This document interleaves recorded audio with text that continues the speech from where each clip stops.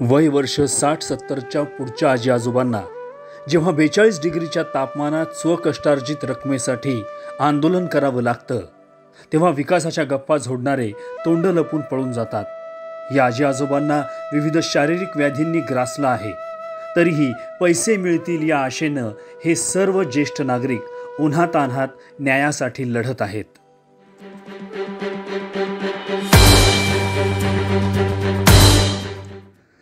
नगर urban bank 1910 साली स्थापन झालेल्या या बँकेवर अहमदनगर तसंच आसपासच्या तालुक्यातल्या ठेवीदारांनी विश्वास ठेवत लाखो कोटींच्या ठेवी ठेवल्या, पण कुंपणानंच शेत खाल्ल्यावर या ठेवीदारांवर अक्षरशः रस्त्यावर नव्हे उन्हातान्हात उभं राहण्याची वेळ आली आहे। या ठेवीदारांशी नगरी न्यूज लेटेस्टनं साधलेला संवाद। किती पैसे गुंतले? 5 लाख रुपये गुंतले होते। 1 लाख रुपये मला चेक नाही दिले। माझं अक्षरशः घर पडलं मागच्या वर्षी। त्यांना फोटो टाकू दमले तरी पैसे देईना माझे। असं कुठं असतं का? पोरगी आजारी पडली, तिला पैसे नाही। आता पाऊस पडे एवढ्या घरात राहून राहिले मी। पाठी फोटो दाखवते। हे पैसे कसे जमवले होते तुम्ही 5 लाख रुपये? मी काम करू भांड्याच्या दुकानात काम करते, सोनं मोडून पोरांच्या शिक्षणाला पैसे केले। काय फायदा गरीबाच्या लोकांना लूट पडून असे कष्ट दिवस रात्रभर। आम्ही सकाळी मी पहाटे 5 वाजता उठून 10 वाजेपर्यंत तयारी करून बँक कामाला जाते। कामावरून आणून पैसे गोळा काय काम करता तुम्ही? भांड्याच्या दुकानात कामाला जाते। आता तुम्ही काम बुडून आले का इथं? सुट्टी टाकून आले मी। अरे बापरे। तुम्ही सगळ्यांनी दुखण्यासाठी मुलीच्या लग्नासाठी काय होतं ते कशी भेटत नाही यांना सांगा थोडं। काय नाव तुमचं? अनिता नंदकुमार भाले। पैसे तुमचे? 50 लाख। 50 लाख शिक्षण चालू आहे आम्हाला।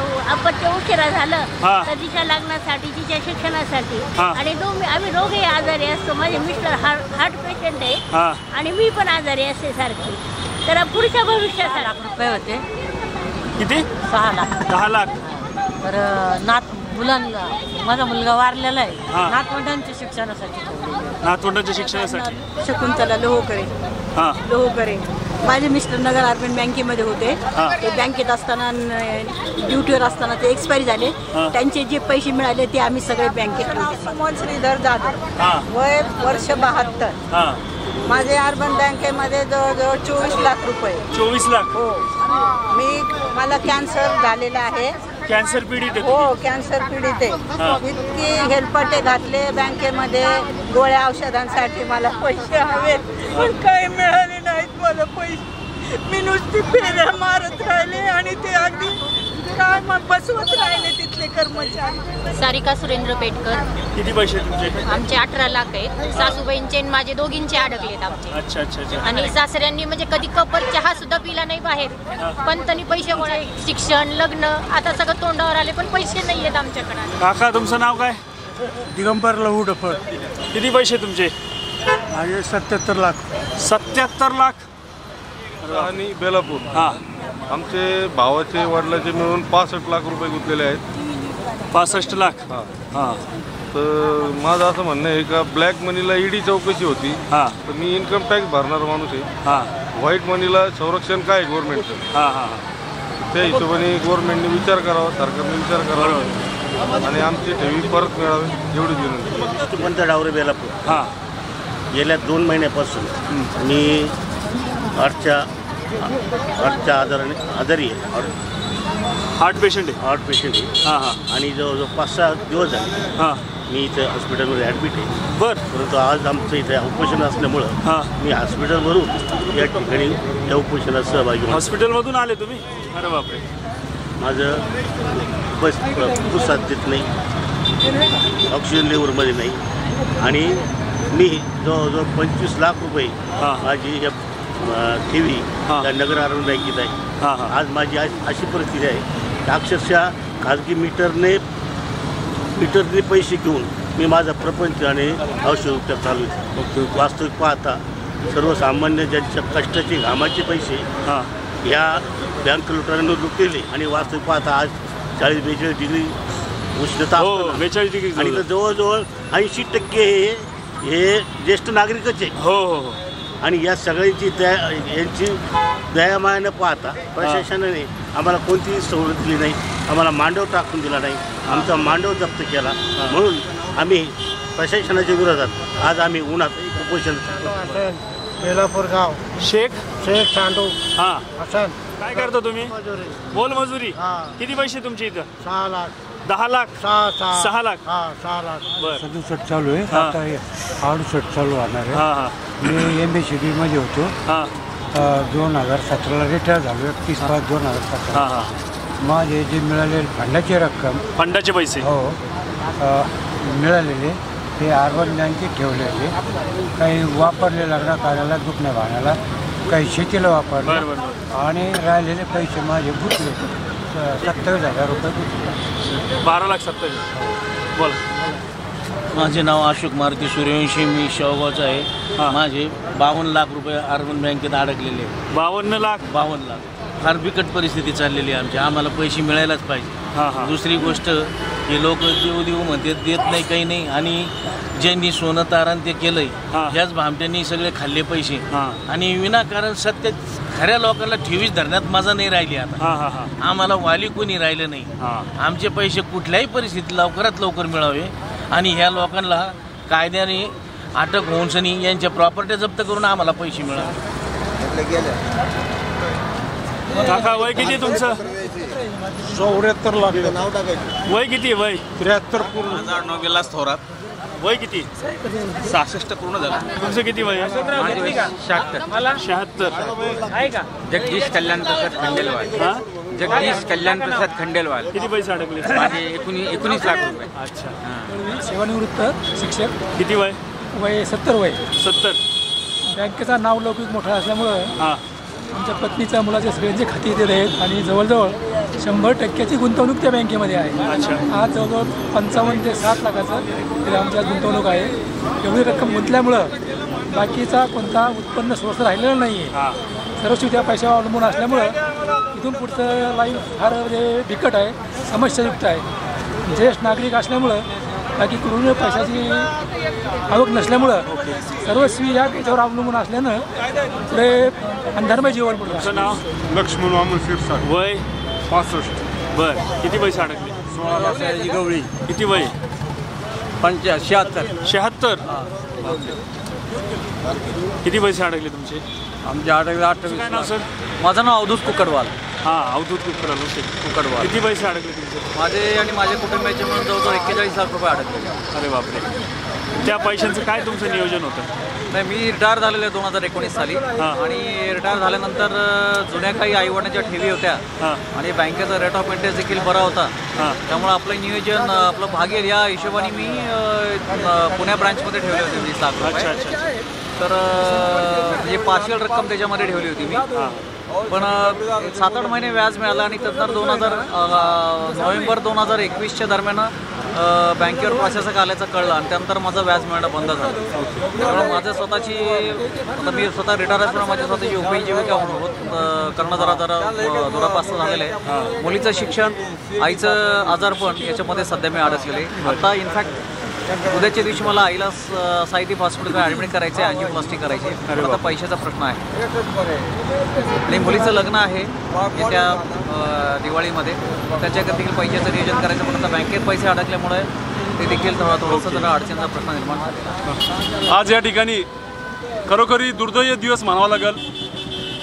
गोरगरीब ठेवीदारांचे जीवन जगणे मुश्किल झालेलं आहे. त्यांचे कष्टाची कमाई आज सगळे 70 वर्षाच्या आसपासचे वयोवृद्ध लोक आहेत.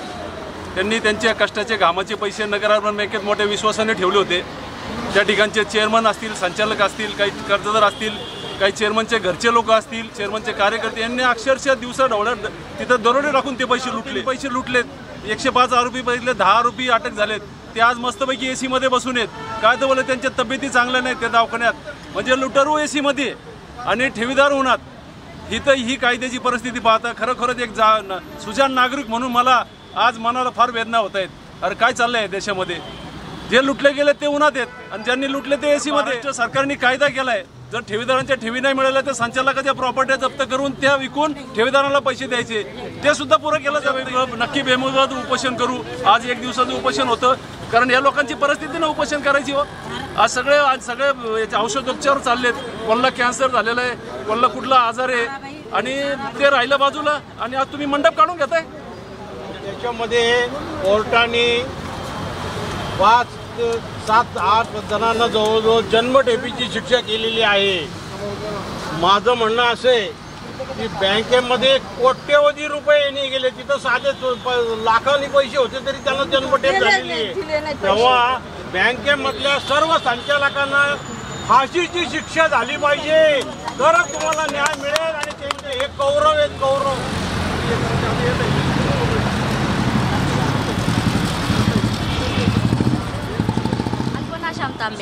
कुठून आले तुम्ही? संगमनेर. काय करता तुम्ही? मी माजी नगरसेविका आहे शिवसेनेची. माजी नगरसेविका शिवसेना. पण ही फार जुनी बँक आहे, खूप वर्षापूर्वीची आहे. म्हणून माझ्या मिस्टरांनी आणि मी 15 वर्षापूर्वी या बँकेत खातं सुरू केलं होतं. माझे मिस्टर बीडी कामगार होते, आता ते एक्सपायर आहेत, आणि मी स्वतः कॅन्सरची पेशंट आहे. अरे बापरे.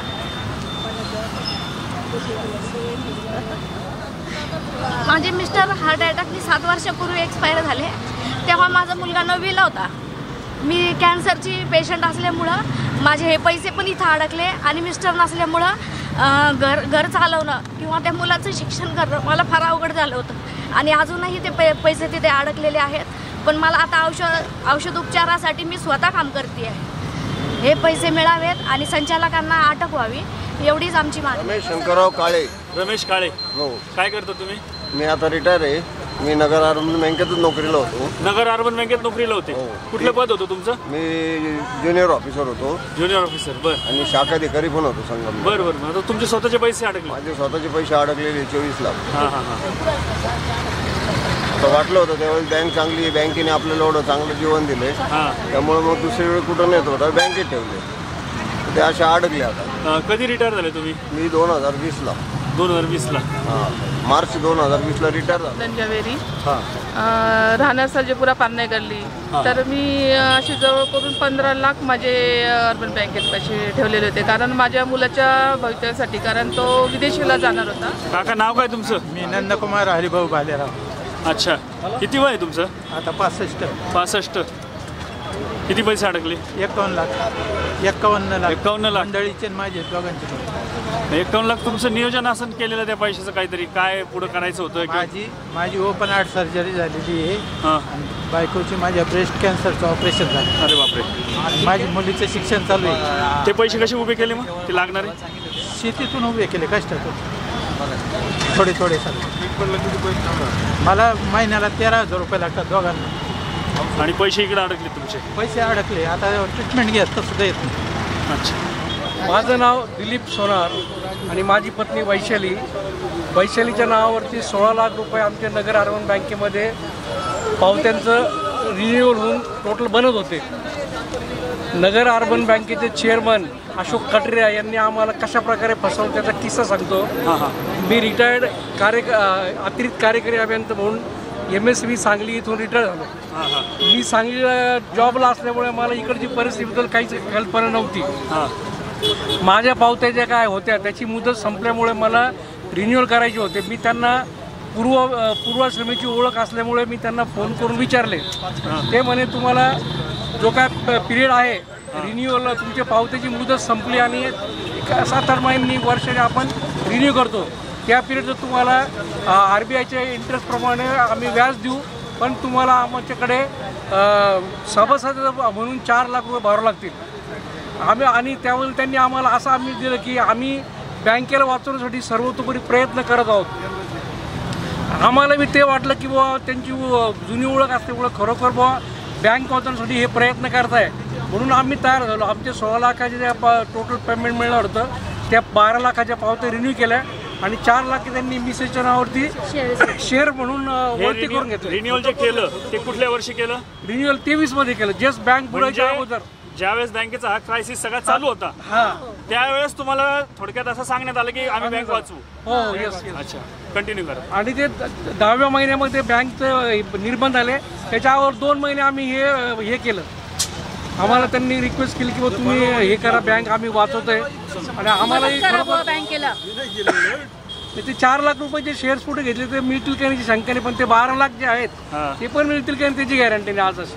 आणि मुलांचं शिक्षण, मुलीचं लग्न यासाठी आम्ही त्यामुळे ठेवले होते. पेन्शन नसल्यामुळे आम्हाला वाटलं की आता पैसे ठेवले तर आपल्याला त्याचा पुढे भविष्यात फायदा होईल. चांदमल मुनोत भेंडा फॅक्टरी आणि सौ बेबी विजय मुनोत हे दोघांच्या एफड्या होत्या. बर आता एफड्या होत्यानंतर एफड्या त्यांनी बँक निर्बंध आल्यानंतर परस्पर त्यांनी कुणी बँकेने परस्पर सौच्या नावाची बँक रिन्यूची पावती होती ती सेव्हिंग मध्ये घेतली. तुम्हाला सांगितलं नाही? सांगितलं नाही. तुमचं नाव काय काका? DM कुलकर्णी. DM कुलकर्णी. हे पत्रक वगैरे तुम्ही जे दिलं ते धोंडोपंत कुलकर्णी. तुमचे किती पैसे आहेत? एक नाही, पैसा नाही. तुमचे 1 रुपया पण नाही. मग तुम्ही हे का करताय सगळं? ठेवीदारांची सेवा, समाज. अच्छा, समाजाचा त्यांच्या चेहऱ्यावरचा आनंद तोच माझा आनंद. तुमचं वय किती आता? माझं 77 आहे. सर्व्हिसला कुठं होते? नगर अर्बन बँकेत होतो. अर्बन बँकेत होते? हो, 42 वर्ष सिनियर ऑफिसर रिटायर झालो. अच्छा, मला एक सांगा, वर्ष बँकेत होते तेव्हाची बँक कशी होती नेमकी? 13-14 पण चांगली होती. शिवाजी गुंड्याचा चेअरमन होते. त्यांच्या अंतापर्यंत होते तोपर्यंत बँक सुस्थितीत होती सगळी. तुम्ही सर्व्हिस मध्ये होते तेव्हा? त्यावेळेस तुम्हाला असं काही जाणवलं नाही की बाबा बँकेत काही गडबड घोटाळे वगैरे काही चालू आहेत काय असे? आम्ही चेअरमनना कुठल्या संचालक माहित नव्हतो. हे नियमावर बसत नाही, आम्ही करणार नाही, होणार नाही, ही आमची भूमिका होती. आणि आम्हाला जे तत्कालीन मॅनेजर लाभले होते त्या मॅनेजरने आम्हाला नोकरी लागल्यानंतर मी 6 महिन्यात कायम झालो. 6 महिन्यात आम्हाला मॅनेजरने बोलून सांगितलं की ज्यांना बँकेत नोकरी करायची आहे त्यांनी नाही म्हणायला शिकलं पाहिजे. अच्छा, नाही म्हणायला शिकलं पाहिजे तर तुम्ही शेवटपर्यंत टिकाल.